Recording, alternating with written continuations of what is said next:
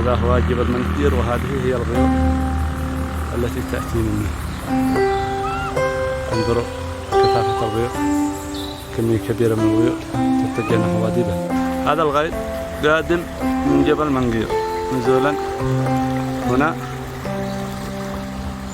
وهذا الغيط جاي من نواع أو من شعب صلاح. اثنين غيول التقين في مكان واحد وكونين سيل كبير ينزل نحو سيل بنا.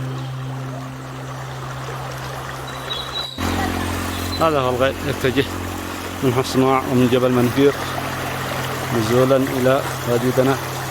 هنا العبارة التي يمر منها الناس، عبارة الإزفلت، والطريق المتجه نحو دم، وهذا الماء ينساب تحتها بكمية كبيرة. هذا هو الطريق للعاب، هذا هو الطريق، هذا العبارة، وهذا هو الغيط. الآن 12 ظهرا، هذا غيط. انظروا إلى صوته، اسمعوا، استمعوا إلى صوته وليس انظروا. صوته كثير كأنه نهر. البعض يظن أن المطر الآن كمل، لا، أمطار الليل هي التي جلبت هذا الكمية. كان في السابق قبل يومين غيط صافي نعرفه، وكلما أمطرت وسالت زادت كمية المياه حتى أصبح لونه أخضر، فهو يتجه إلى وادي بنا وسط الظهيرة.